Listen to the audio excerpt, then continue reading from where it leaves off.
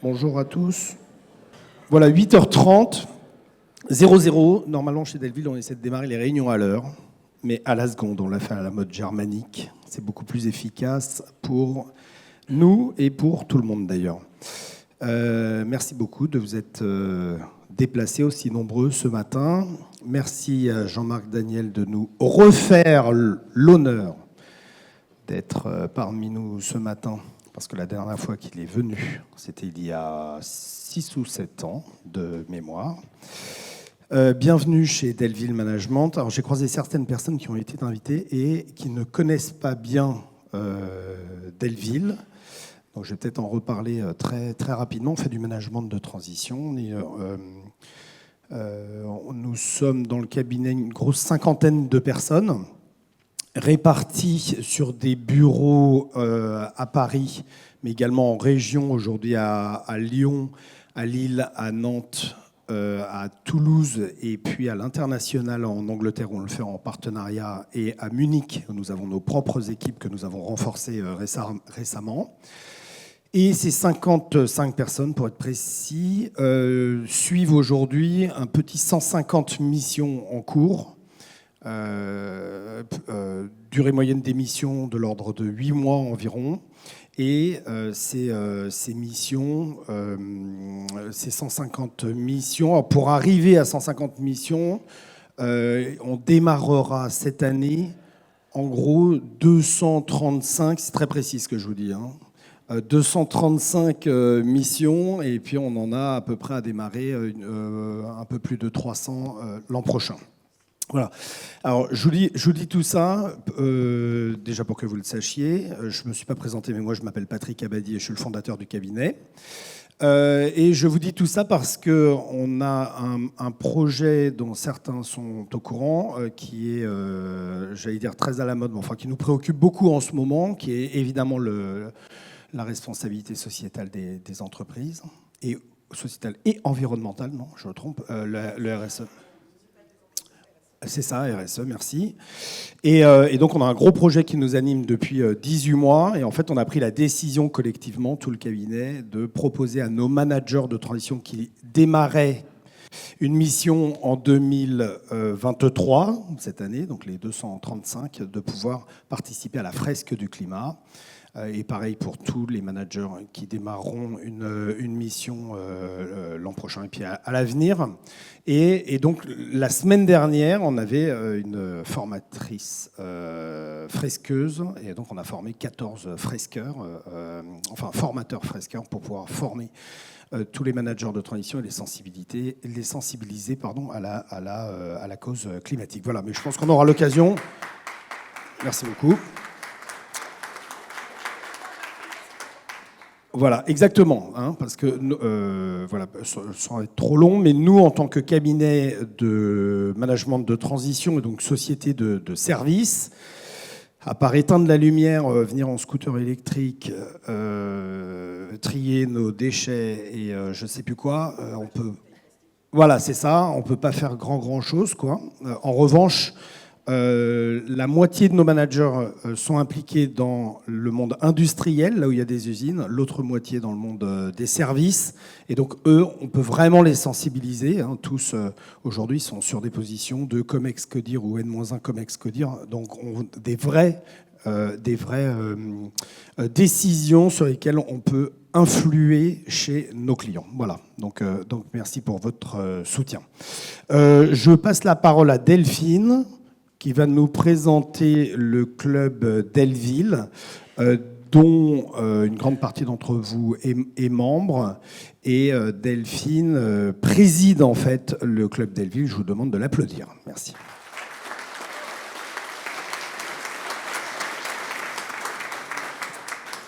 Merci Patrick, bonjour à toutes et à tous. Alors Patrick a beaucoup de talent, lui il n'a pas besoin de notes et moi j'ai besoin de mon petit papier. Alors, le Club Delville, en quelques mots, c'est un club business, 530 membres, cadres dirigeants, que nous réunissons autour d'événements comme celui de ce matin, mais également chaque dernier mardi du mois, format After Work. Et à l'occasion de ces événements, nous demandons à des têtes d'affiche de venir s'exprimer sur des sujets très variés. Et ce matin, quelle tête d'affiche! Il a accepté, non sans effort, de traverser la Seine, pas à la nage, je crois, pour nous rejoindre sur la rive droite, ce qui est inédit, le concernant. Je vous demande d'accueillir chaleureusement Jean-Marc Daniel.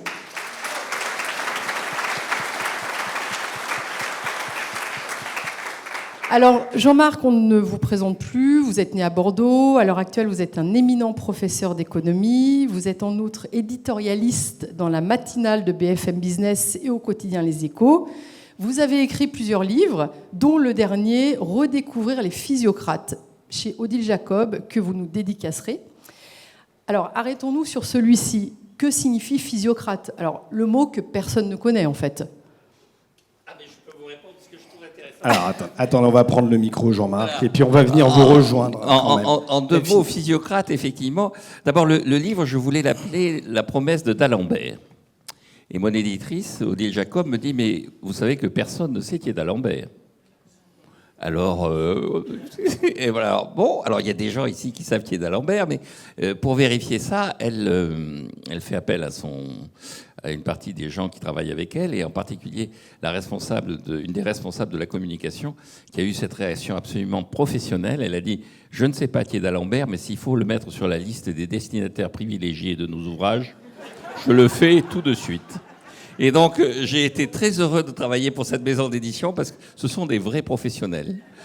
Et donc, après une négociation avec Odile Jacob et son équipe, on est venu sur physiocrate. Et je dis, mais vous savez que personne ne sait qui est physiocrate. Qu'est-ce que sont les physiocrates? Pas plus que d'Alembert. Et elle m'a dit, oui, mais je n'aime pas d'Alembert. Ce qui est assez sympathique, qu'on puisse avoir un sentiment sur d'Alembert à la période dans laquelle nous sommes. Alors les physiocrates, et puis je vous rends la parole pour conclure cette présentation, les physiocrates, ça veut dire amour de la nature. Et en fait, en économie, les gens qui font de l'histoire de la pensée économique considèrent qu'il y a 3 façons d'appréhender l'économie. Il y a une première façon qui consiste à considérer que tout repose sur le rapport à la nature.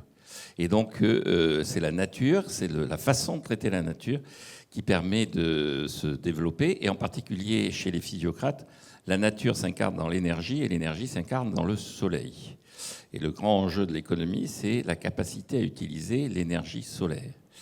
Et donc, ce que disent les physiocrates, c'est qu'on utilise l'énergie solaire de demain, ça s'appelle l'agriculture.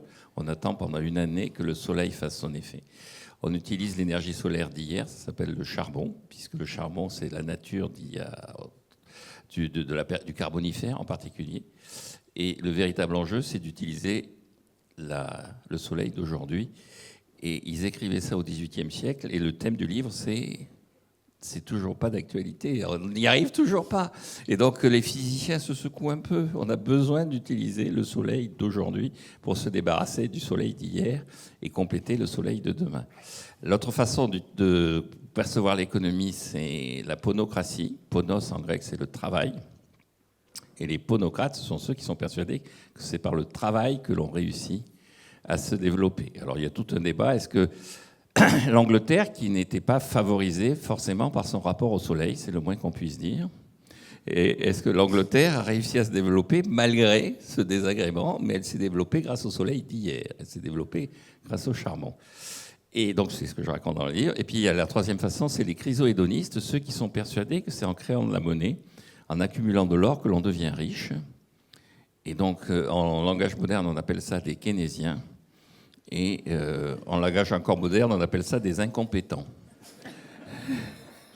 Et donc, le but du livre, c'est de raconter ça en quelques mots. Et je vous remercie d'avoir applaudi d'Alembert. C'est quand même un personnage clé de notre vie quotidienne.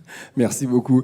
Je reviens sur la nature. C'était une question, évidemment, que je voulais poser dans cette matinée.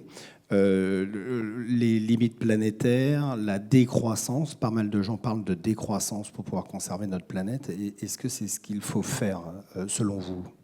Non, justement, le thème du livre, c'est de démontrer qu'effectivement, il y a ce que j'appelle une écologie punitive. J'appelle les partisans de cette écologie des pagano-gauchistes. Pagano-gauchistes, c'est-à-dire, ils dénoncent le système et ils accusent le capitalisme d'être à l'origine de ce que nous subissons. encore une fois, je veux bien admettre que M. Pouyanné soit un grand criminel, mais personne ne vous oblige à prendre de l'essence quand vous partez en week-end. Et on n'a jamais eu autant d'embouteillages que pour le week-end de la Toussaint que nous venons de vivre. Et c'est une attente de la population. C'est la population qui est partie en week-end. C'est pas M. Pouyanné qui les a mis qui leur a braqué des flingues sur la tête pour qu'ils aillent acheter de l'essence. Donc, je pense qu'il y a une vision qui est une vision strictement caricaturale qui consiste à considérer que c'est le système, alors que c'est un problème qui est un problème de rapport de l'homme à la nature. Et Pagano, parce que ce rapport, il le théorise en donnant de la nature une vision religieuse, donc en étant païen. Et donc, je pense au contraire qu'il faut effectivement réagir. On ne peut pas se permettre de laisser effectivement détruire le climat, ne serait-ce que par pur intérêt. C'est-à-dire, si la planète est invivable, c'est nous qui allons y passer. C'est pas la nature qui est en jeu dans cette affaire, c'est notre existence même. Et pour ceux qui me font l'amabilité de m'écouter, j'arrête pas de parler de ma fille.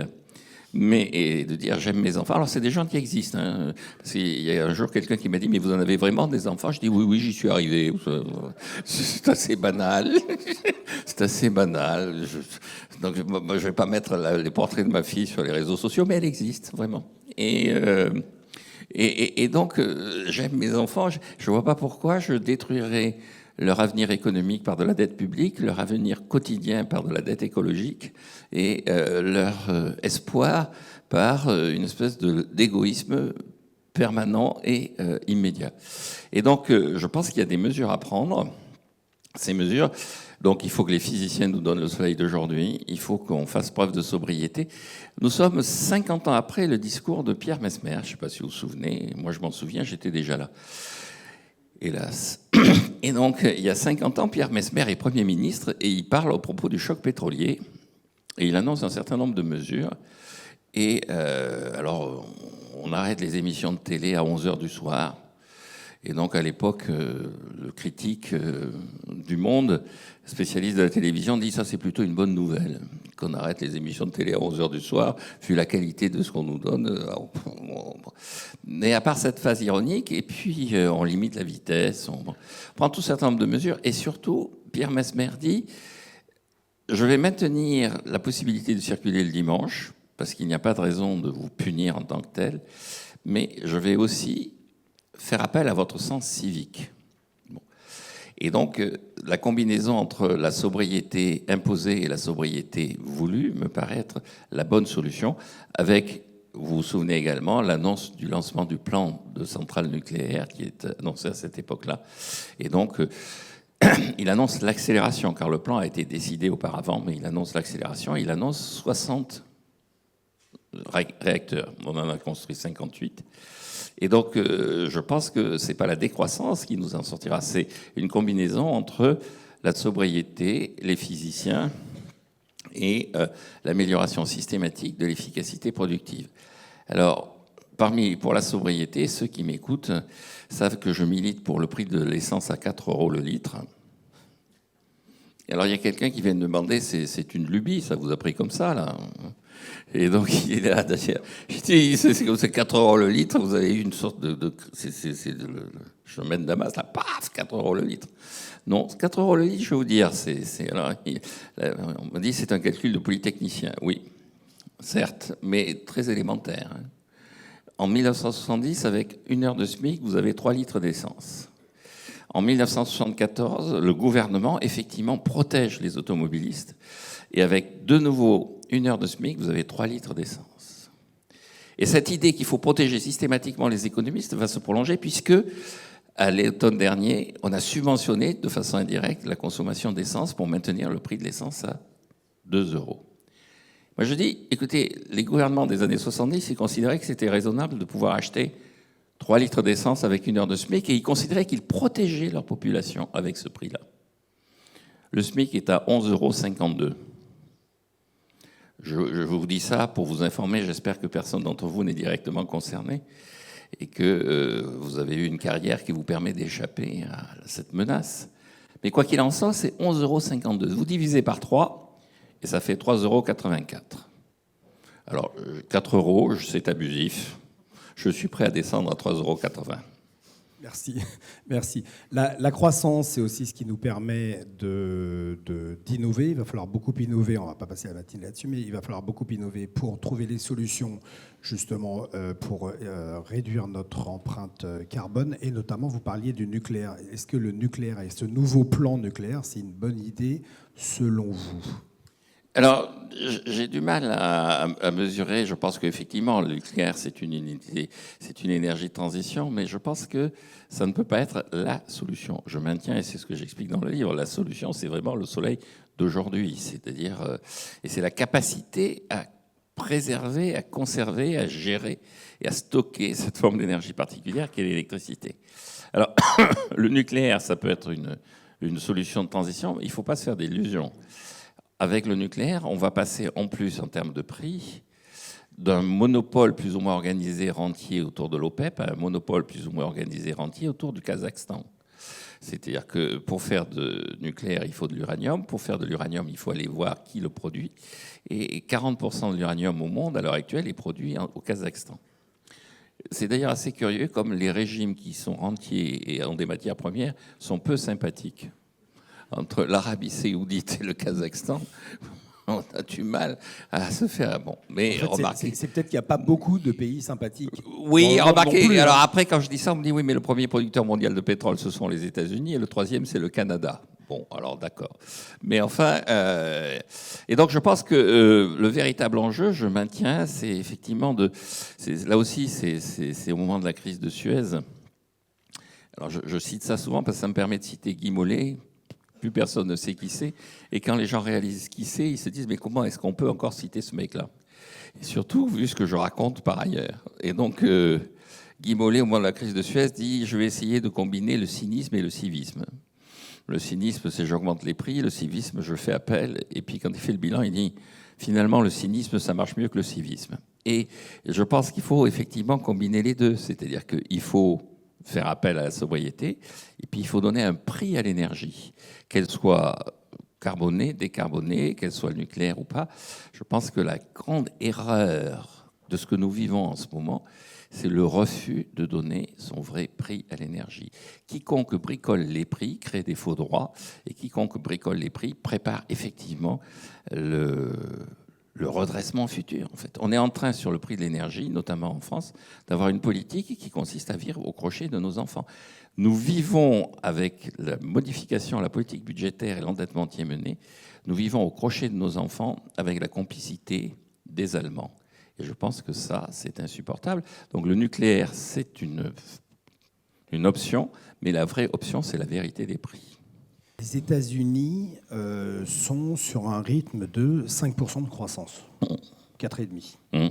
L'Europe, nettement moins actuellement.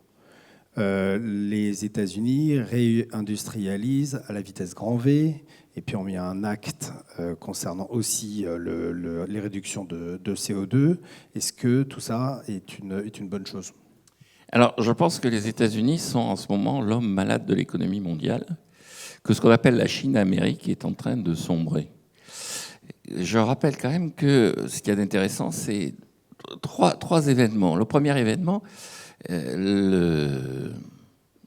James Galbraith, qui est le fils de celui que nous avons tous connu quand nous avons fait nos études, a publié un papier dans le Boston Globe récemment, qui a été repris notamment par Le Monde, où il explique, mais comment est-ce que des gens ont pu parler d'inflation ?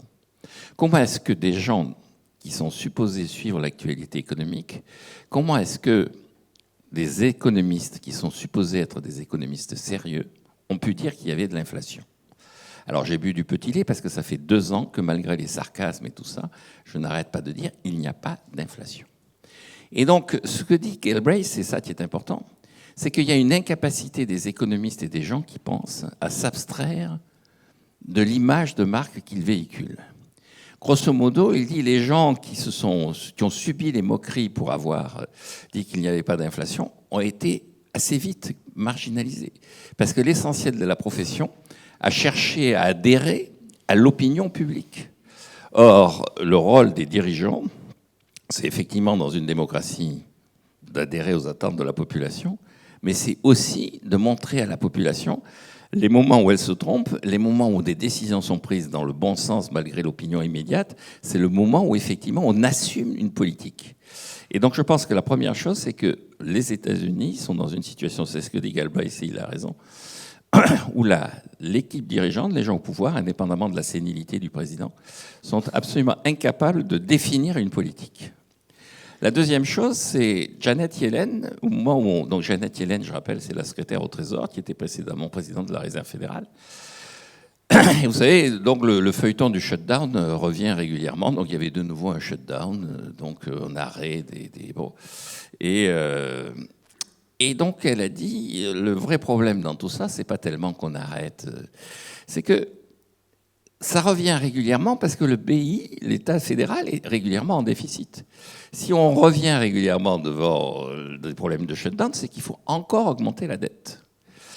Et elle a annoncé que le déficit structurel, le déficit moyen de long terme, quoi qu'il arrive, si on ne bouge pas, c'est-à-dire si on laisse faire, avec un taux de croissance annoncé de 4%, sera de 2 000 milliards de dollars par an. 6% du PIB. Alors, vous vous dites, il y a un rapport, je dirais, dialectique entre ce déficit et la croissance.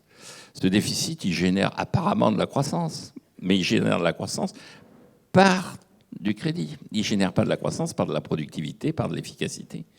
Et ce déficit, il est absorbé, financé progressivement par l'extérieur. Pourquoi ?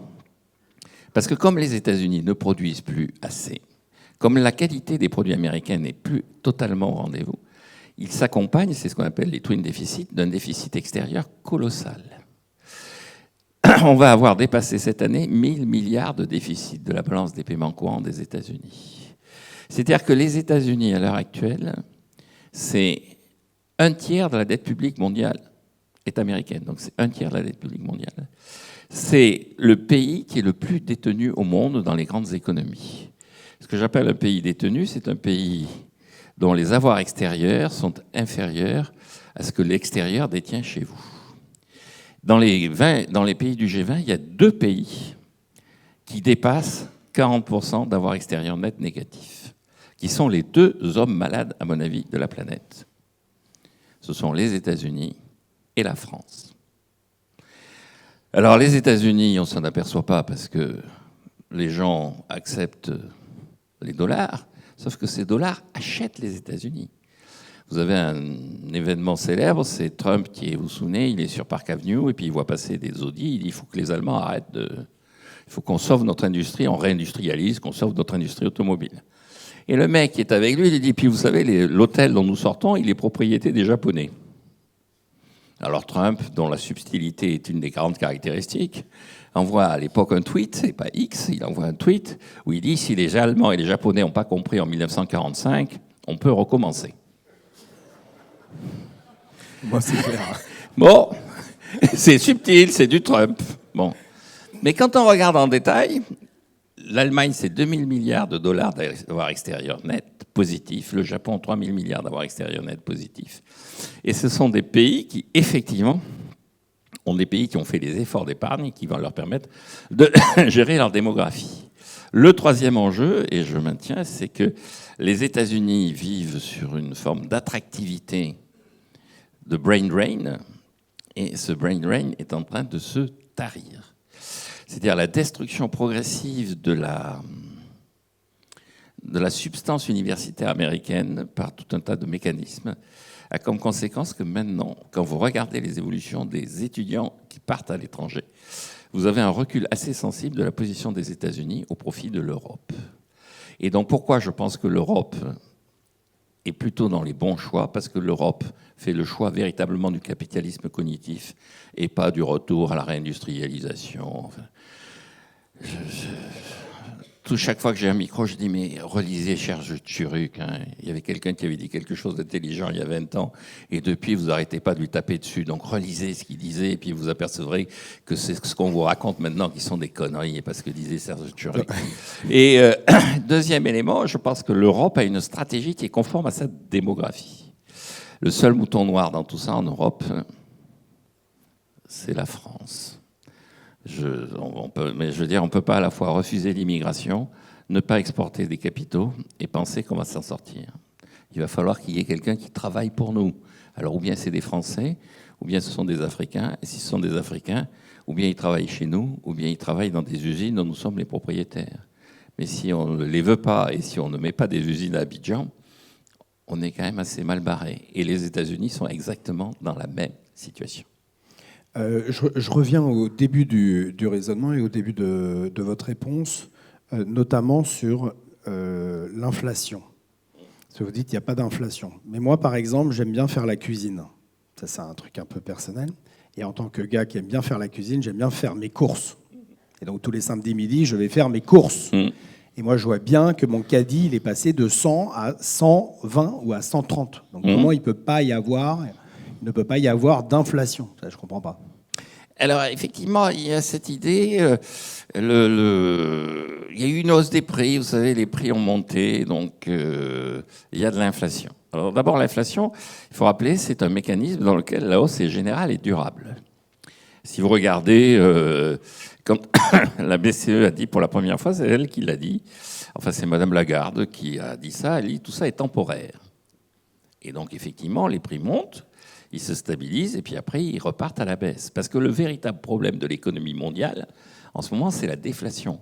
Je rappelle quand même que les prix aux Pays-Bas sont en train de baisser. Le résultat des élections, on a demandé aux électeurs vous avez réagi à quoi? Et donc, dans la liste, il y avait l'inflation. Les Néerlandais ont dit ah, mais non, mais pas du tout, les prix baissent. On le constate, les prix baissent. Vous avez en Chine, les prix ont baissé, sont en train de baisser.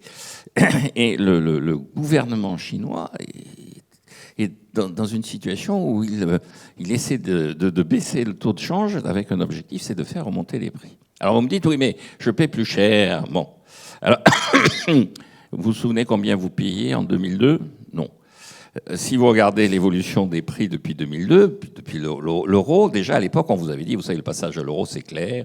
Les prix, il y a eu une inflation, mais alors colossale. Les salaires ont été divisés par 6 et les prix ont été maintenus. C'était le discours. Bon, très bien. L'INSEE a fait étude sur étude. On nous montre, et je sais pas du tout. Les prix ont commencé à baisser à partir de 2002-2003. On a importé de la désinflation, voire de la déflation au travers de la zone euro. Si vous regardez l'indice des prix depuis 2002, son évolution moyenne aujourd'hui aurait été de 1,4% par an, avec des prix des produits qui ont baissé. Si vous regardez dans l'actualité immédiate, la semaine dernière, le ministre de l'Agriculture a reçu les producteurs d'œufs. Pourquoi? Parce que le prix des œufs est en train de s'effondrer sur le marché. Et les producteurs d'œufs, pendant que votre supermarché, soi-disant, augmente ses prix alimentaires. 5 € la boîte. Alors, ça dépend ce que vous achetez comme il y a combien d'œufs? Bientôt, c'est 1 € l'œuf. Oui. La boîte de 6 œufs qui sert de référence, qui est la boîte de 6 œufs au marché à Rungis, était en 2020, juste avant l'affaire de la Covid, était à 2,20 €. Elle est montée l'année dernière à 3 €.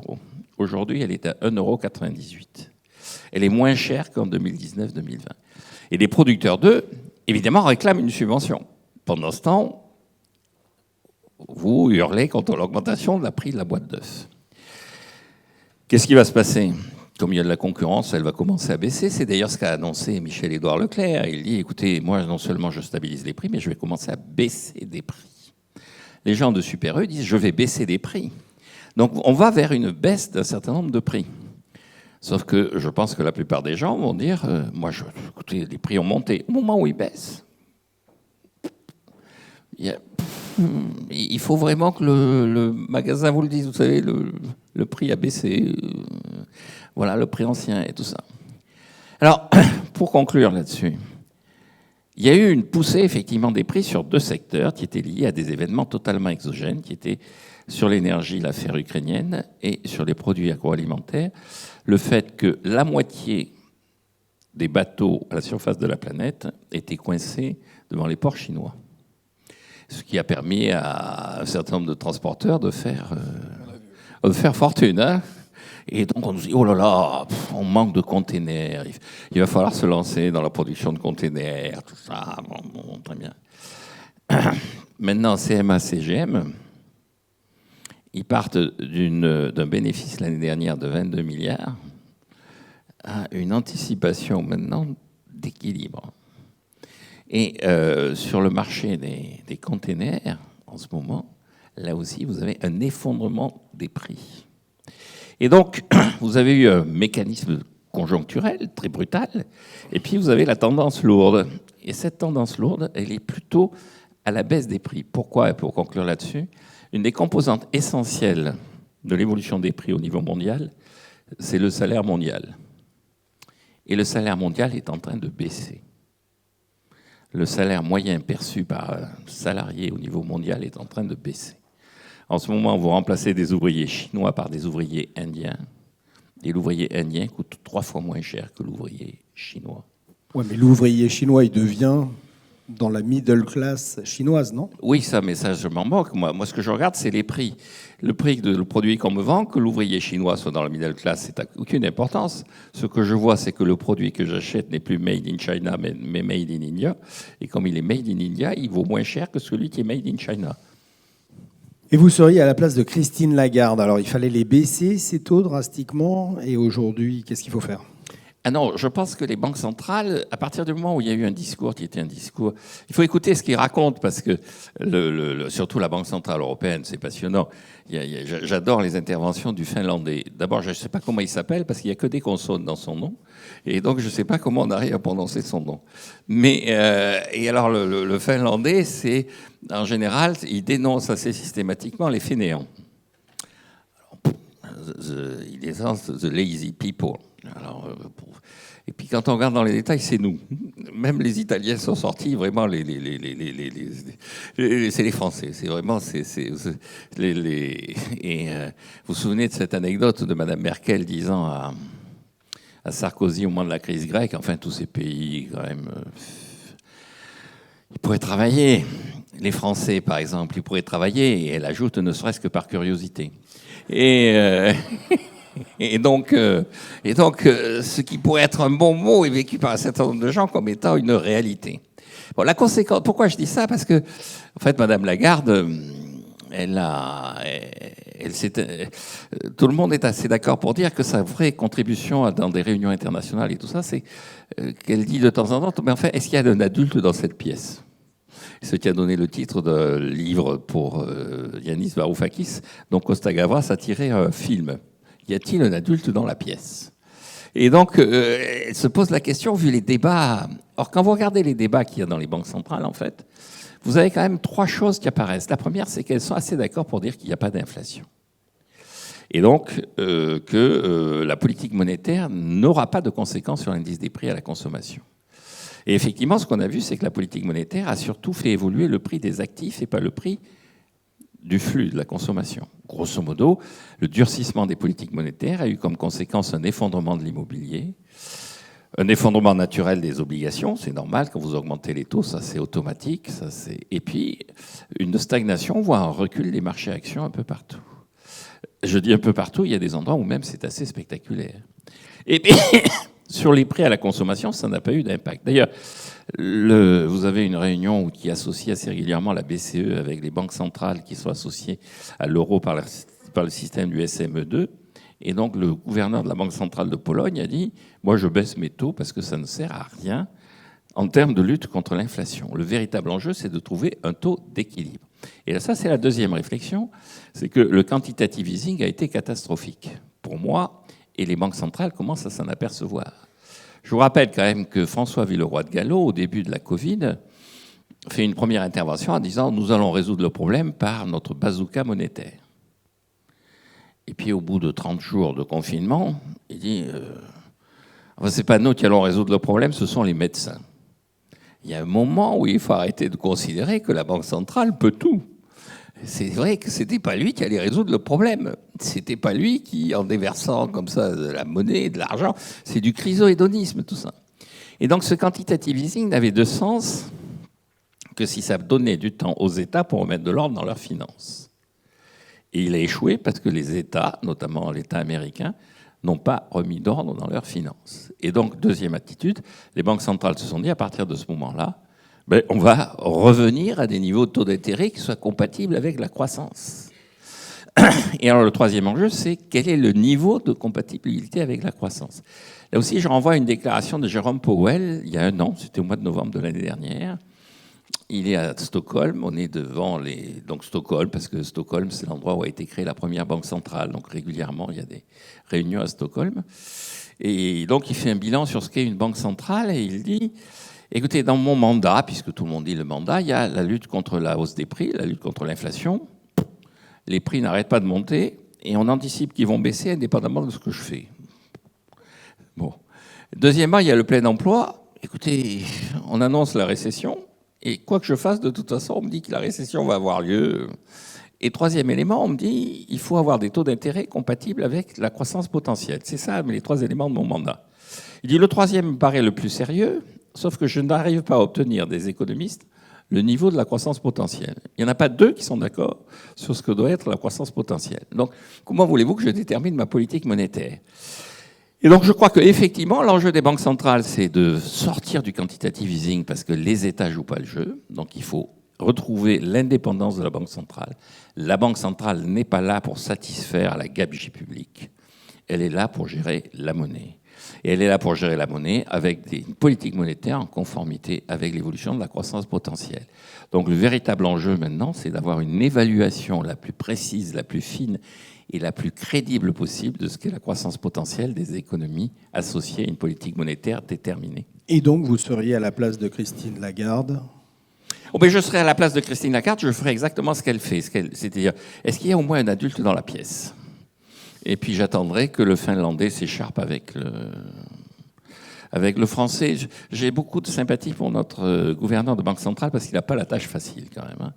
Et donc, sur l'évolution des taux d'intérêt, je pense que les taux d'intérêt sont trop élevés par rapport à la zone euro dans son entier. Mais il y a un problème qui est un problème d'homogénéité. C'est-à-dire, il y a un problème mais qui y a dans toute politique monétaire, hein, parce que on nous dit oui, mais alors la Réserve fédérale, entre la Californie et l'Oklahoma, je peux vous dire que la croissance potentielle n'est pas la même et que le niveau de déficit extérieur de la Californie et de l'Oklahoma n'est pas le même. Et les gens qui vous disent que la politique budgétaire équilibre tout ça, non, la Californie est un des principaux bénéficiaires de la politique budgétaire, alors que c'est l'État le plus riche des États-Unis. Pourquoi ? Parce qu'il y a beaucoup d'activités militaires en Californie et donc les dépenses américaines budgétaires vont beaucoup en Californie. Donc, je pense que par rapport à la croissance potentielle de l'Europe, les taux d'intérêt sont trop élevés, parce que la croissance potentielle de l'Europe est affaiblie. Pourquoi ? Parce que la croissance potentielle, c'est quoi ? C'est de la productivité. Or, on passe son temps à subventionner le retour du textile à Roanne, etc. On relocalise, tout ça. Bon. Ce qui m'a fait plaisir la semaine dernière, c'est l'interview d'un malheureux, parce qu'il n'y a pas d'autre chose, d'une victime. Un gars qui avait été subventionné pour fabriquer des masques FFP2 et qui a reçu le président Macron. C'était déjà une première épreuve, mais bon. Et donc, il reçoit le président Macron. Et donc, vous imaginez qu'il le reçoit en 2020. Une visite de Macron, ça dure 2 heures. C'est pas moins. Pendant 2 heures, il vous inonde de paroles. Et donc, il est là, tout ça. Et à la fin des fins, il réussit à en placer une. Et il dit, voilà, j'ai créé 120 emplois. Et la semaine dernière, il donnait une interview aux Échos, au journal Les Échos. On lui demandait, il en reste combien de 120 ? Il dit, 1. Et moi. Tous les autres ont disparu. Et sa seule consolation, c'est qu'il a pompé pas mal d'argent public. Mais moi, c'est pas une consolation pour moi. C'est une catastrophe. Et donc, je pense qu'il faut réfléchir à pourquoi il n'y a pas de productivité. Et puis, la deuxième chose, c'est de la main-d'œuvre. Or, l'Europe va avoir de moins en moins de main-d'œuvre. Je reviens à ce que je disais tout à l'heure. Ou bien il y a des immigrés, ou bien il y a des enfants, il n'y a ni l'un ni l'autre. Donc, à partir de ce moment-là, il faut projeter de l'épargne à l'extérieur. Et donc, je pense qu'un des enjeux de la croissance potentielle, c'est d'accepter l'idée qu'elle sera faible, mais que pour pallier à ça, nous aurons besoin d'une épargne forte. Et donc, pour conclure, je pense que non, c'est pas du tout le cas. Notamment en France, il n'y a pas assez d'épargne. Oui, mais le taux d'épargne d'un pays se mesure à la situation de ses comptes extérieurs. Et donc, l'épargne des ménages est détruite par la désépargne publique. Et donc, le pays n'épargne pas assez par rapport à la gabegie publique qu'il accepte. Nous avons voté pour les gens qui sont en situation de gabegie publique. Nous devons en tirer les conséquences dans notre épargne. Sinon, il fallait voter pour d'autres personnes. Et donc, concrètement, je pense que pour finir sur les taux d'intérêt, je pense que les taux d'intérêt, effectivement, sont pas en conformité avec le besoin de notre croissance potentielle, mais je pense que fondamentalement, il faut maintenir quand même des taux d'intérêt assez élevés pour redresser la situation d'épargne. Il ne faut pas les baisser. Non, je pense qu'on est arrivé à un palier qu'à l'heure actuelle, je pense qu'il faut en rester là. D'accord. Mais on passera aux questions dans la salle après. Ouais, c'est difficile de contredire Jean-Marc Daniel parce qu'il a réponse à tout. Prenez-le positivement. Et puis, c'est plutôt un compliment. Et d'ailleurs, moi, je pense que la réindustrialisation de la France me semblait être plutôt une bonne idée. Ah, mais alors là, moi, je ne suis pas du tout d'accord avec ça, donc je vais revenir à Serge Tchuruk. Et je cite, alors j'ai plus d'étudiants maintenant parce que je suis à la retraite, mais quand je fais des conférences, je fais des leçons inaugurales et tout ça. Et donc je cite un très beau passage en disant que la France a besoin effectivement de garder sa souveraineté, qu'il faut qu'elle protège, etc. Et puis je dis, vous savez ce que c'est ça? Alors les gens disent, oui, c'est un discours sur la réindustrialisation. Je dis, non, c'est le discours fait par Jules Méline en 1894 pour justifier la hausse des droits de douane sur l'agriculture.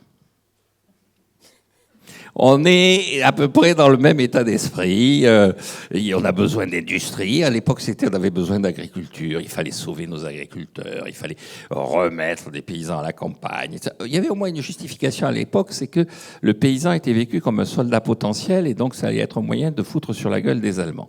Là, on n'a même pas ça comme prétexte. Enfin, j'espère qu'on n'a pas l'intention de mettre des gens dans les usines pour en faire des soldats après qui vont foutre sur la gueule des Allemands.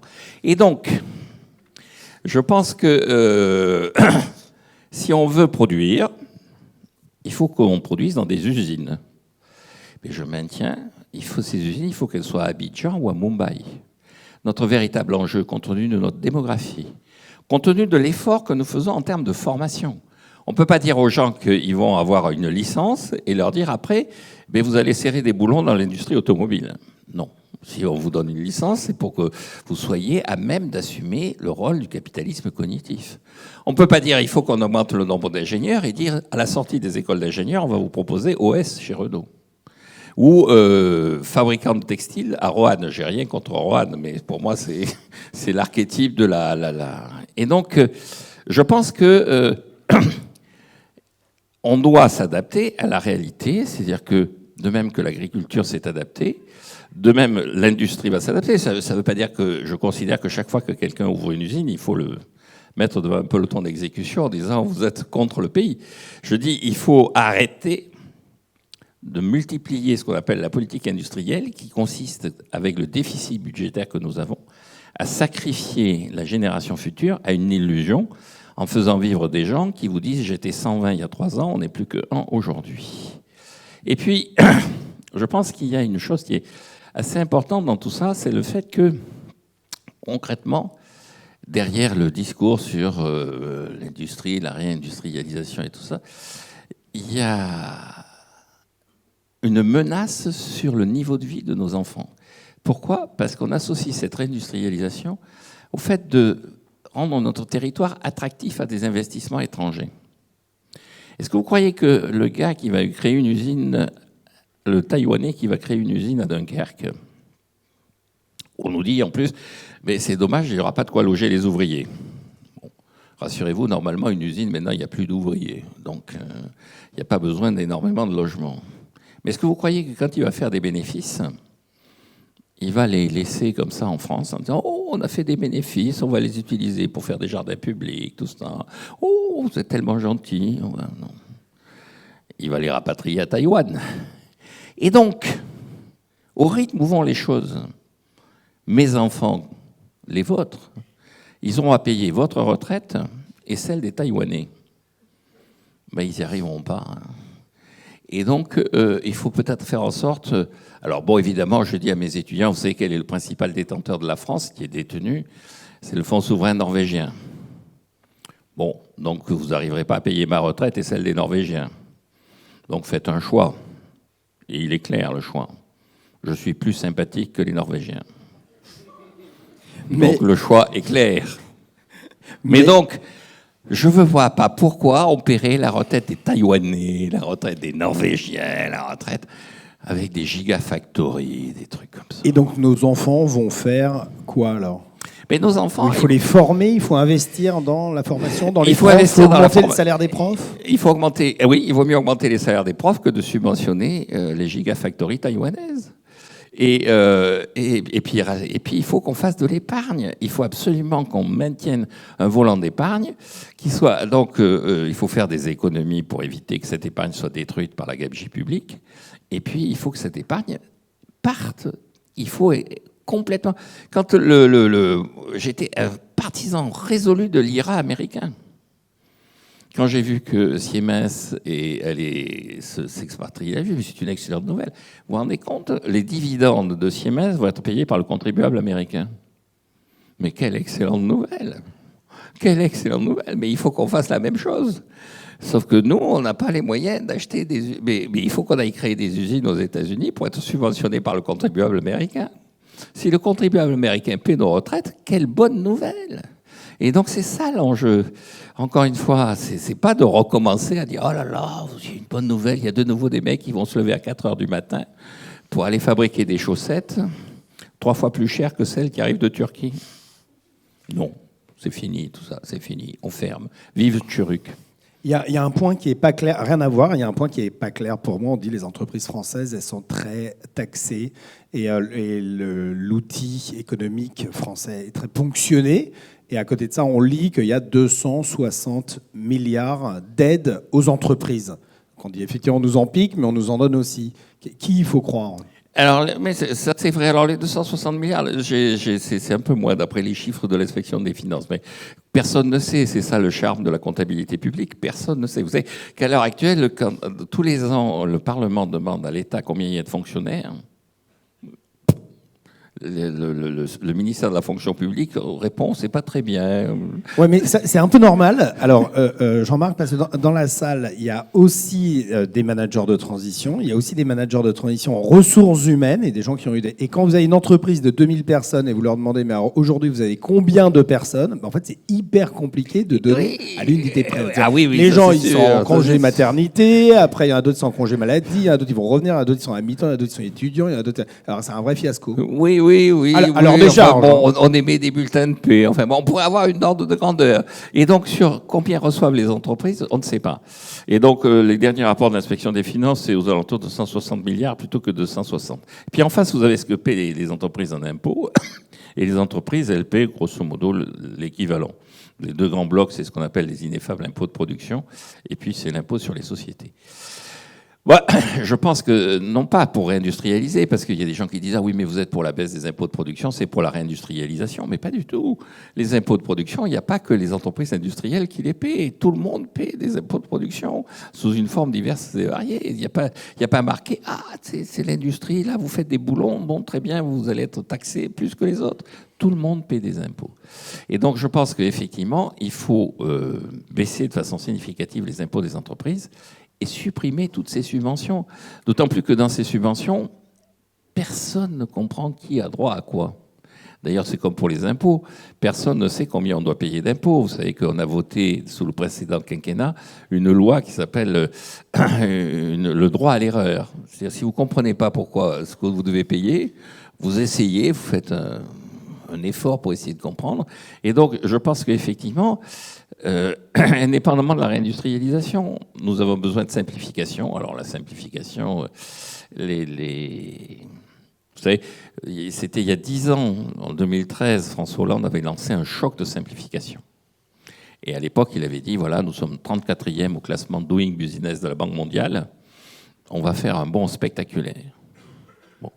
Alors aujourd'hui, on ne sait pas combien on est, puisqu'il a été supprimé ce classement, il est en train d'être réorganisé. Mais le dernier, qui date de l'année dernière, on était 33e. En 10 ans de simplification, on a fait une place. On a gagné une place dans le classement Doing Business de la Banque mondiale. Donc il faut supprimer des impôts, supprimer des contraintes. Laissez-nous vivre. Ça, juste une chose, dans la présentation que vous avez faite, j'ai constaté que vous n'aviez pas d'antenne à Bordeaux. Alors, on essaie de le couvrir depuis Toulouse, mais c'est pas pareil. Ah, ça, c'est le moins qu'on puisse dire, je peux vous le dire. Hein. Alors, je pense que je vais m'en aller. Envisager de gérer Bordeaux depuis Toulouse. On a pensé à le gérer depuis Lille, mais ça faisait un peu loin. Mais pourquoi pas? Pourquoi pas? Ça va plus vite. Et puis, bon, enfin bref, je ne vais pas insister là-dessus. Mais à Bordeaux, au XVIIe siècle, il y avait un prévôt des marchands qui, après la destruction quasiment de la ville par le duc d'Albret à la suite d'une révolte, les Bordelais n'étaient pas contents des impôts qu'on leur faisait payer. Donc on fait venir le gendre à Paris, Colbert le reçoit. Et lui, qu'est-ce que je peux faire pour vous? Parce que manifestement, Colbert, c'est l'industrie, la politique industrielle, tout ça. Qu'est-ce que je peux faire pour vous? Et l'autre lui répond, oubliez-moi. Eh bien, je crois que tous les chefs d'entreprise, c'est un conseil que je me permets de donner à tous les gens qui sont ici, qui gèrent une entreprise, qui sont associés, dès que vous croisez un fonctionnaire, dès qu'il y a un des 50, 60 ou 70 ministres que nous avons qui se pointe chez vous, dont vous ne connaissiez pas auparavant l'existence, vous lui dites simplement « oubliez-moi ». Bon, j'ai une dernière question et après on passera le micro à la salle. Là. Au vu des États-Unis, l'ennemi numéro 1, c'est le communisme. Bon, ça, on a compris, ça a toujours été, et ça fait des années et des décennies que ça dure. Mais l'ennemi numéro 2, un peu nouveau, c'est beaucoup la Chine. Or, la semaine dernière, Xi Jinping était en déplacement aux États-Unis et a serré la main de Joe Biden. Qu'est-ce qu'il faut en comprendre d'un point de vue, pas politique, mais plutôt économique? Alors, si vous voulez, c'est un peu de la politique et tout ça. Sur le plan, non, sur le plan juste de géopolitique, je rappellerai quand même que quand Nixon rencontre Mao, Mao dit à Nixon... Et pourquoi vous êtes venu me voir? Parce que quand même, on n'arrête pas de vous cracher à la gueule tous les jours, matin, midi et soir. Bon. Et Nixon dit, oui, mais tout ça, c'est tout à fait l'écume des choses. Non, en réalité, nous avons les mêmes ennemis. Alors Mao lui dit, les soviétiques. Nixon dit, non, écoutez, les soviétiques, ils sont morts. Et il prend l'exemple, le fait que à l'époque, l'Union soviétique vend sa communauté juive pour du blé. C'était des accords où, en moyennant la possibilité qui était donnée à une partie de la communauté juive d'aller s'installer en Israël, les États-Unis livraient du blé à la Russie. Et maintenant, on est dépendant du blé ukrainien et russe. À l'époque, il n'y en avait pas. Il y avait des tensions inflationnistes parce qu'il y avait tout un tas de produits qui disparaissaient au fur et à mesure que l'Union soviétique se développait. Et donc Nixon dit non, nous avons les deux mêmes ennemis qui sont le Japon et l'Angleterre. Et Mao dit, je ne sais pas si vous c'est vrai, mais moi c'est vrai. Et Nixon dit, quand je dis l'Angleterre, c'est l'Europe d'une façon générale. Et Mao dit, oui, j'avais bien compris. Donc je pense qu'effectivement, les ennemis structurels de la Chine et des États-Unis, ce sont le Japon et nous. Et donc, bon, ça c'est l'effet. Bon. Alors à partir de là, vous avez un discours quand même qui est un discours américain sur la Chine, qui est lié au fait que le régime chinois est un régime paléo-communiste, parce qu'il est en train de reprendre en main la mortalité dans le patronat chinois est très élevée. Hein. C'est un l'espérance de vie d'un patron chinois est considérablement diminuée, alors que celle de la population chinoise moyenne a plutôt tendance à augmenter. Bon. Et alors bon, autrefois ils avouaient qu'ils étaient trotskistes, maintenant ils avouent qu'ils sont corrompus. Et puis voilà, bon, et donc je rappelle quand même que Jack Ma, qui s'est replié à Tokyo, ne dort jamais dans la même chambre dans l'hôtel dans lequel il est. Hein. Donc Jack Ma, c'est le fondateur d'Alibaba, et donc il est à Tokyo, en espérant que comme il est au Japon, les mecs vont le surveiller, puisque la seule chose, effectivement, les Chinois et le Japon, bon, et donc il change de chambre tous les soirs, pour être sûr qu'on ne viendra pas le flinguer dans la nuit. Et donc, ce régime-là, effectivement, vu de l'idéologie américaine, c'est un régime qui est un régime condamnable. Mais vu des États-Unis, la Chine d'aujourd'hui, c'est pas grand-chose, franchement. Quand c'était l'Union soviétique avait une capacité à projeter une idéologie à la surface de la planète qui en faisait un danger. Dans tous les pays du monde, vous aviez un parti communiste avec un bloc d'intellectuels et d'idiots utiles qui avait une capacité à nuire au développement et à la présence de l'organisation intellectuelle issue du monde libéral occidental incarné par les États-Unis. Maintenant, est-ce que vous avez un parti communiste pro-chinois dans chaque pays du monde? Non. Vous avez quelques vieux maoïstes qui, on doit dire discrètement, vous savez, Staline est mort. Alors, paf, ils ont un choc. Ils ont un choc. Bon, tout ça, bon. L'économie chinoise, elle est en train d'être bouffée par l'économie indienne, par l'économie vietnamienne. Elle n'arrive pas à trouver son second souffle. Avec comme conséquence, c'est qu'il y a 10 ans, l'excédent extérieur net de la Chine, pas l'avoir extérieur net, mais l'excédent de la Chine, c'était 10% du PIB. Vous regardez les projections du FMI, la Chine est en déficit extérieur, à l'équilibre, léger déficit. Elle a déjà liquidé, pour soutenir le taux de change de sa monnaie, la moitié des réserves de sa banque centrale. Et au train où vont les choses, en 2030-2035, le FMI sera obligé d'intervenir pour redresser les comptes extérieurs de la Chine. Alors, avant d'en arriver là, le gouvernement chinois prendra les mesures qui s'imposent. C'est-à-dire, il serrera sur les boulons. Mais la Chine, ce n'est plus un enjeu économique. La grande force des États-Unis, comme ils vivent au crochet de la planète, c'est de changer régulièrement de fournisseur. Ils ont commencé par se fournir en Allemagne dans les années 50, au Japon dans les années 60-70, dans l'Asie du Sud-Est dans les années 80-90 et en Chine dans les années 2000-2010. Et maintenant, ils vont se fournir au Vietnam et en Inde. Et à la fin des fins, chaque fois qu'ils changent de fournisseur, le fournisseur précédent est nettoyé. L'Allemagne a réussi à réagir. Le Japon a modifié complètement sa stratégie, a utilisé la période faste pour dégager l'épargne qui lui permet maintenant de vivre au crochet de son épargne passée. Le Japon, c'est un déficit commercial maintenant. Alors, vous me direz, le Japon, c'est même plus une maison de retraite maintenant, c'est une unité de soins palliatifs. Donc, c'est un pays dont la population diminue à une vitesse grand V. Mais, et donc, le véritable enjeu, c'est est-ce que la Chine aura la capacité de se réadapter comme l'ont fait l'Allemagne et le Japon?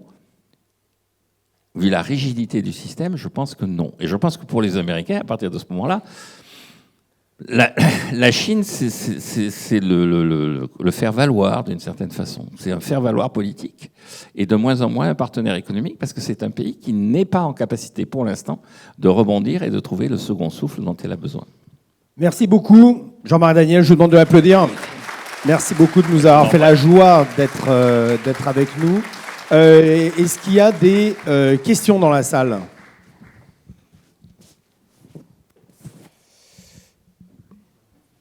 Merci de me donner cette occasion. Je prends le risque de 2 questions concernant l'Europe.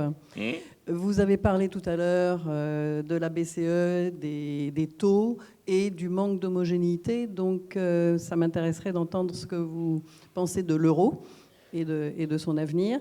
Et la deuxième, concernant également l'Europe, vous parliez de capital cognitif.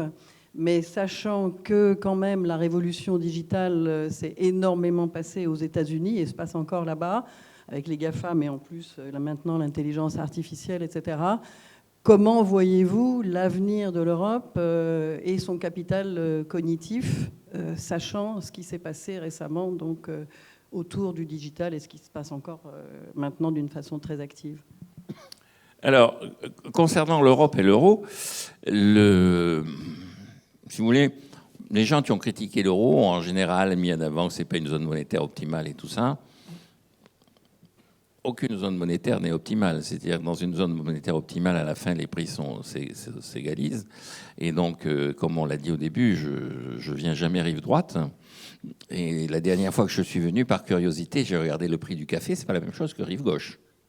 Rive gauche, on a du café qui n'est pas la même chose que rive droite. Et ce qui me conforte dans l'idée qu'il ne faut jamais aller rive droite. Mais enfin bon, je fais de temps en temps un effort. Et donc concrètement, le véritable enjeu dans tout ça, c'est effectivement la question qui se pose, c'est, une fois qu'on a défini des règles, la capacité à gérer ces règles et à respecter ces règles. Ce qu'il y a de frappant pour moi dans la zone euro, c'est que les règles pour rentrer sont claires et assez strictes. On rentre ou on ne rentre pas, et si on n'est pas prêt, on ne rentre pas. En ce moment, vous avez des pays qui sont candidats, je pense à la Bulgarie. Un certain nombre de critères ont été mis en avant. La Bulgarie prétend qu'elle satisfait ces critères, alors que la Croatie, qui est un pays qui a adhéré à l'Union européenne plus tard que la Bulgarie, est rentrée dans la zone euro parce que, bon. Ce qui est intéressant, c'est le propos tenu par le gouverneur de la Banque centrale de Croatie quand il a été reçu à Bruxelles à l'occasion de son accueil. Il rejoignait le club et il a dit géographiquement, la Croatie, c'est le Club Med, mais économiquement, nous n'avons rien à voir avec les incompétents de Paris et de Rome. Et je crois que c'est ça le vrai problème. Ce sont les incompétents de Paris et de Rome. C'est-à-dire qu'à partir du moment où vous ne respectez pas les règles du jeu, vous suscitez de plus en plus de réactions. Et donc, à partir de ce moment-là, la fragilité n'est pas une fragilité de zone économique optimale. La fragilité, c'est une fragilité de projet. Mark Rutte, là, qui vient d'essuyer une défaite colossale aux élections, tenait des propos en disant le projet initial qui avait été celui de Kohl et Mitterrand en 1988, c'était non pas de faire une zone de solidarité, c'était de créer une monnaie qui soit capable de rivaliser avec le dollar. Si vous vous souvenez de ce que dit Mitterrand à la conférence de presse commune avec Kohl, Kohl dit une seule chose, il dit « Je suis d'accord pour qu'on fasse l'Europe monétaire à condition que la Banque centrale soit indépendante ». Et Mitterrand dit « Les Américains ont signé les accords du Louvre il y a 1 an et demi, et depuis, ils ne les respectent pas. Et donc, nous devons être en position de force vis-à-vis des Américains pour que notre devise soit, puisque passer des accords avec eux sur le taux de change du mark et du yen ne fonctionne pas, il faut qu'on soit en rapport de force pour que les accords futurs soient crédibles. Et donc là, ça, c'est un échec. Parce que l'euro n'est pas crédible comme monnaie de substitution au dollar, comme monnaie de rivalité du dollar. Et donc, je pense que l'euro, en tant qu'outil, a un avenir. Je pense que l'euro est menacé uniquement par des considérations politiques et pas économiques. Et que cette menace sur les considérations politiques est essentiellement liée au refus de respecter les traités, notamment par essentiellement la France et accessoirement l'Espagne et l'Italie. Concernant le capitalisme cognitif et tout ça, écoutez, franchement, ce qui me désole le plus, c'est que quand vous regardez sur l'intelligence artificielle et tout ça, tous les ingénieurs, ils viennent d'ici. Et donc le vrai problème, c'est notre incapacité à garder nos talents. C'est pas tellement le fait que ça nous passe à côté, c'est parce qu'on détruit le talent. Vous avez une destruction psychologique organisée du talent. Le grand enjeu, quand vous lisez la presse, le grand enjeu sur l'école politique ou l'école centrale, c'est pas de savoir quel est leur niveau, c'est de savoir d'où viennent les gens qui sont là. Moi, je m'en fous de savoir quel est le nom, le père, le pédigré des mecs qui vont créer l'intelligence artificielle. Est-ce qu'il faut qu'ils créent l'intelligence artificielle? Je n'ai pas besoin de me dire « Ah non, mais ça, je refuse parce que l'ingénieur qui a créé, son père n'était pas ouvrier chez Renault. Moi, je ne veux que des ingénieurs dont le père était ouvrier chez Renault pour assurer la promotion sociale. » Et donc, je pense que le véritable enjeu pour l'Europe, c'est son problème d'attractivité de ses talents. Sa force, c'est que nous sommes de plus en plus propriétaires de ces GAFAM. Quand vous regardez qui est propriétaire, et je reviens à ce que je disais, nous, pas nous, mais les Allemands, les 2000 milliards de dollars d'avoir extérieur net de l'Allemagne sont essentiellement placés aux États-Unis. Et donc l'Allemagne est effectivement devenue la propriétaire de la Californie. Ce n'est pas le cas du Japon. Le Japon, c'est plus diffus. Le Japon est davantage propriétaire de la Chine et de l'Indonésie. Mais l'Allemagne est propriétaire de la Californie. Et donc, d'une certaine façon, l'enjeu pour l'Europe, c'est d'être capable de combiner le capitalisme cognitif avec le vieillissement de sa population. Je crois qu'un des enjeux fondamentaux de l'Europe, c'est d'intégrer le fait qu'elle est un Japon en puissance. Il y a d'ailleurs nos dirigeants en ont conscience, puisque Madame Aurore Berger a présenté un projet de loi sur le vieillissement de la population. Donc évidemment, dès qu'il y a un problème, on fait un projet de loi avec article 1er. Dans l'article 220 bis du code de ça, remplacé « et » par « ou ».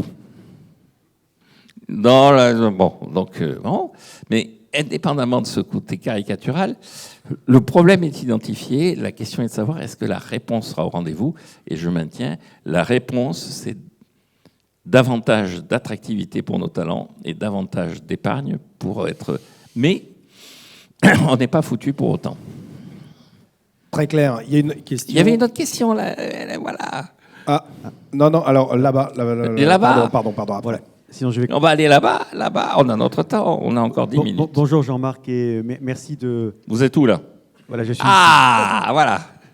Voilà. Merci en tout cas de participer à simplifier la lecture économique en France sur vos différentes tribunes, et je pense que c'est très utile.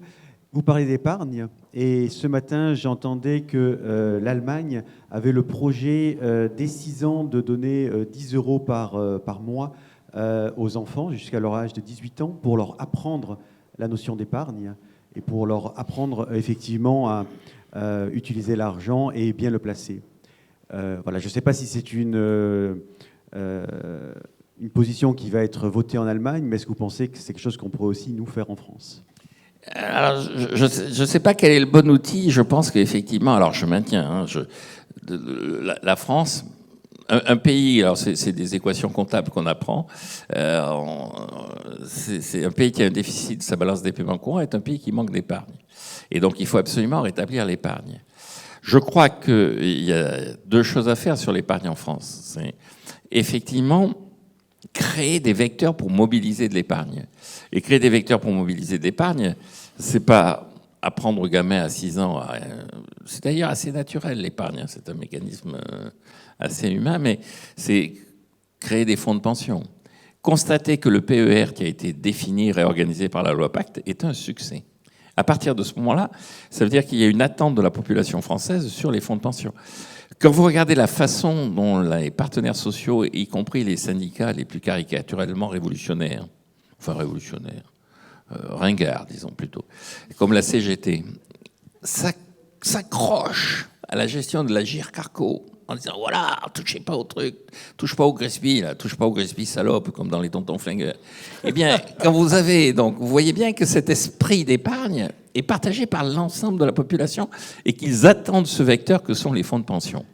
Alors, en France, en plus, il y a une confusion mentale qui consiste à associer fonds d'investissement et fonds de pension. C'est-à-dire, au moment de la réforme des retraites, on dit ils vont confier la retraite à BlackRock. Bon, pas du tout. Même si vous faites un fonds de pension, c'est pas forcément BlackRock qui va le gérer. La GIR-Carco, c'est pas BlackRock qui le gère. Donc je pense que le véritable enjeu, c'est plus de définir des fonds de pension que de mettre en place un discours sur l'épargne et tout ça. Et la dernière remarque que je ferai, c'est que le pays manque d'épargne et de travail. Et je pense que les 2 choses correspondent dans l'inconscient collectif à une vision assez conservatrice. Enrichissez-vous par le travail et par l'épargne, c'est le slogan de Guizot. C'est totalement Louis-Philippard, pour employer une expression extrêmement négative. Mais finalement, ça ne marche pas si mal que ça, parce que je crois que ça correspond assez fondamentalement à l'état d'esprit d'un pays, surtout quand il est en train de vieillir. Monsieur. Oui, bonjour. Merci pour cette présentation extrêmement intéressante. Enfin, j'ai 2 questions, enfin plusieurs même. La première question, j'ai toujours pas compris. Si on fabrique à Abidjan ou ailleurs, on produit en dehors de la France, comment va-t-on fournir des emplois aux Français? Enfin, la question vous a été posée, je n'ai pas compris votre réponse. Comment va-t-on continuer à faire croître l'emploi en France, même si la France vieillit? D'une part. Deuxième question, pourquoi des économistes comme vous, aussi brillants et aussi intéressants, n'êtes pas plus présents n'êtes pas plus médiatisés, notamment présents sur des plateaux de télé ou autres? Je pense que l'inculture des hommes politiques, l'inculture économique des hommes politiques et des journalistes est abyssale. Donc pourquoi des gens comme vous n'êtes pas plus présents en dehors des tribunes dans Le Monde ou des Échos? On voudrait bien vous entendre un peu plus souvent sur les plateaux de télé, dans les débats télévisés ou autres, pour que... Voilà. Faut vous lever encore plus tôt. Oui, non, mais alors, bon, pour la deuxième question, c'est pas moi qui décide. Ce que je peux vous dire, c'est qu'effectivement, il y a une destruction intellectuelle par une domination d'un certain bloc politico-économique dans ce pays. Alors, il faut voir que sur le plan idéologique, le dernier livre de Francis Fukuyama, là, qui est ce personnage qui était rentré dans l'histoire pour avoir soi-disant parlé de fin de l'histoire, alors qu'on lui fait dire ce qu'il n'a pas du tout dit, mais il explique bien qu'effectivement, dans tous les pays occidentaux, l'échec de tous les mouvements de gauche et d'extrême gauche, échec moral, échec économique et tout ça, oblige les représentants de ces mouvements à se constituer des positions rentières. Et c'est-à-dire, ils ne cherchent plus à avoir le pouvoir, ils cherchent à avoir une sorte de confort qui suppose le contrôle de l'université et des médias.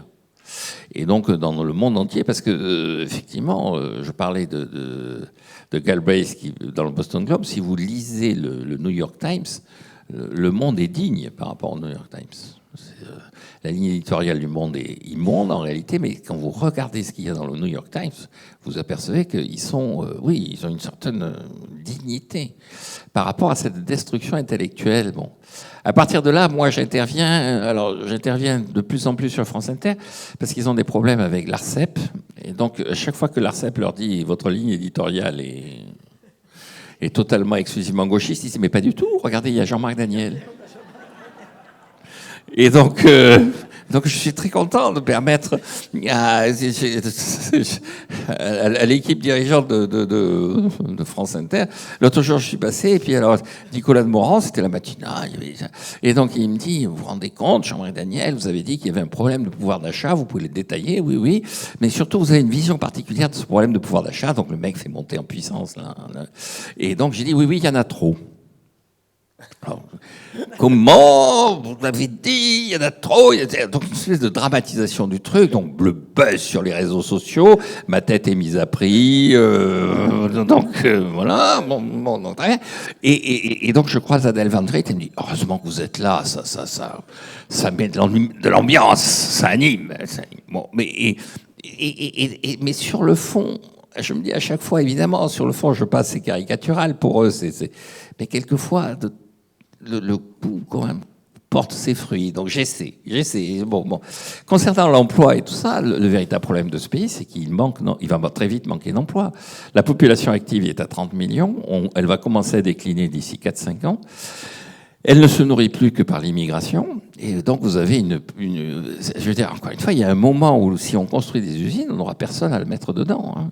Les gens qui vous disent, on va faire des fonds de pension et puis on va leur faire acheter de l'immobilier et tout ça, mais il y a un moment où il n'y aura personne à mettre dans les immeubles.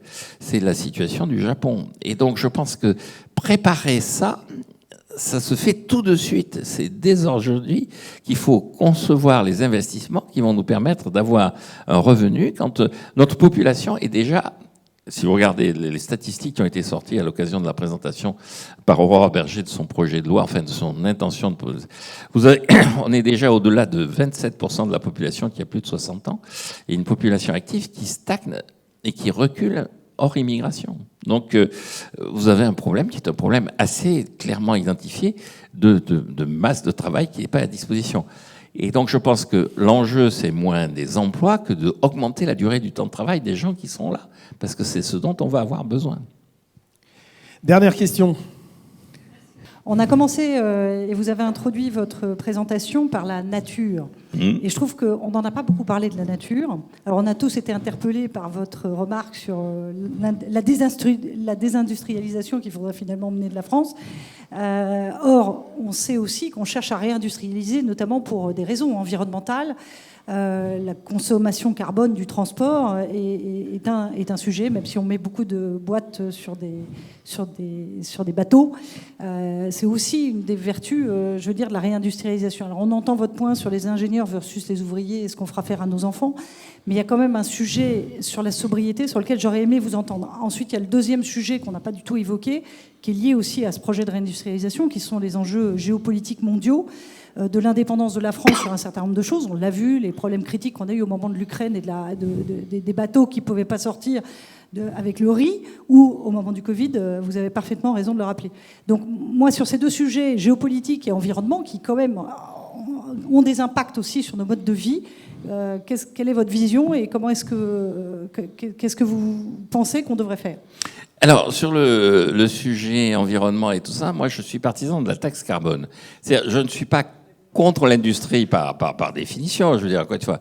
Mais je considère qu'un des véritables enjeux, et notamment de notre fiscalité, ça doit être de transformer ce qu'ont fait certains pays. C'est le cas de la Suède, qui a considérablement fait évoluer sa fiscalité vers une fiscalité en externalité sur le carbone. Moi, j'apprenais à mes étudiants que normalement, la fiscalité sur les entreprises, elle doit être contracyclique. La lutte contre les inégalités, c'est l'utilisation des fonds publics, c'est-à-dire avec les fonds publics, on subventionne ce qui permet aux gens qui sont en situation délicate de s'en sortir. Et la fiscalité sur les ménages, elle doit être axée, indépendamment de l'aspect consommation, sur les aspects externalités négatives. Et donc, moi, je suis favorable à une taxe carbone. C'est pour ça que je dis il faut 4 € le litre d'essence. Et donc, j'ai pris position à plusieurs endroits, notamment dans les Échos, sur le mécanisme de taxe carbone aux frontières, alors que, normalement, je suis contre toute forme de droit de douane. Je suis pour un prix du carbone. Et donc, non pas un droit de douane, mais un prix du carbone. Et à partir de ce moment-là... Et donc, je pense que c'est une façon aussi d'inciter les gens qui vont créer des usines en Inde de faire en sorte que ces usines soient les moins productrices de carbone. Dans les COP, il y a les pays, bon, alors l'Inde en fait partie, l'Inde réclame du temps, mais l'Inde est d'accord pour essayer de faire en sorte de jouer le jeu. C'est-à-dire, le discours d'un pays comme l'Inde, je ne veux pas faire le défenseur de ce régime qui est pseudo-démocratique. Enfin, c'est quand même mieux que ce qui se passe à Pékin.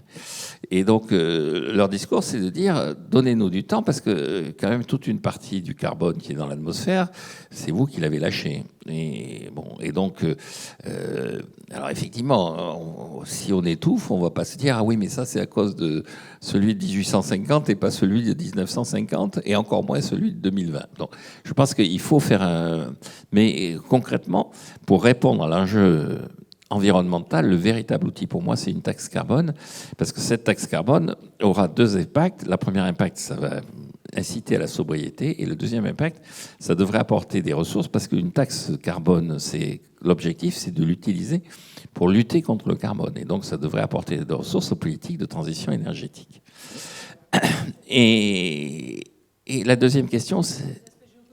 Ah oui, oui, absolument. Alors, si vous voulez, ça, c'est un vieux débat. Je cite toujours, vous savez, quand donc Ricardo, qui est mon maître à penser, et dont on vient de sortir une biographie. Et si vous avez... Donc, je ne veux pas lui taper dessus systématiquement à l'auteur, parce qu'il va penser que je suis jaloux, mais c'est dommage, parce que c'est un des rares livres où on ne parle pas de Ricardo. Donc il nous raconte l'Angleterre du 19e siècle. Et Ricardo, s'il avait regardé ça, il y a un moment très important dans son débat, c'est qu'il veut baisser les droits de douane sur le blé pour que le blé soit importé de France et des États-Unis. Et en face, les gens lui disent quels sont les 2 ennemis irréconciliables de l'Angleterre, quels sont les gens avec qui nous avons été en guerre, donc on est né dans les années 1820, quels sont les gens avec qui nous avons été en guerre sur les 20 dernières années. Et Ricardo dit, c'est la France et les États-Unis. Il dit oui, la France, et en plus les États-Unis, ils nous ont poignardé dans le dos, puisque en 1812, quand ils étaient persuadés que Napoléon allait gagner, ils nous ont déclaré la guerre et ils ont essayé d'envahir le Canada. Donc on ne peut pas faire confiance à ces gens-là. Et la réponse de Ricardo, c'est de dire 2 choses. La première chose, c'est de dire, bon, ils ont quand même intérêt à écouler leur blé. Et puis la deuxième chose, c'est que les Français et les Américains se mettront jamais d'accord. Et donc, lorsqu'il y en a un des deux qui refusera de nous livrer du blé, l'autre se précipitera. Parce que quel est le pays avec lequel la France a eu des problèmes alors qu'elle avait été à l'origine de sa naissance? Ce sont les États-Unis. C'est ce qu'on appelle la quasi-guerre de 1797. Et donc, Ricardo dit, le véritable enjeu, ce n'est pas de vivre en autarcie, mais d'être en capacité en permanence de mettre en concurrence ses fournisseurs. Et donc je crois que le problème de ce qui s'est passé au moment de la Covid et tout ça, c'était pas qu'on produisait pas de masques, c'est qu'il n'y avait qu'un endroit où on produisait des masques, qui était la Chine. Mais si on fait faire des choses, et d'où l'intérêt aussi pour nous d'utiliser notre épargne pour aller investir dans des pays divers qui vont nous permettre de mettre en concurrence les gens, nos fournisseurs potentiels. Le véritable enjeu, ce n'est pas de tout produire, mais d'avoir plusieurs fournisseurs. Vous restez avec nous pour dédicacer votre livre. Donc on se retrouve en bas. Et puis un petit souvenir pour un Bordelais. J'ai pas pris le risque de vous offrir un Magnum de Bourgogne. Hein ? Voilà. J'ai déjà subi des propos sur Toulouse que je comprends pas. Encore merci de rester avec nous. Au revoir.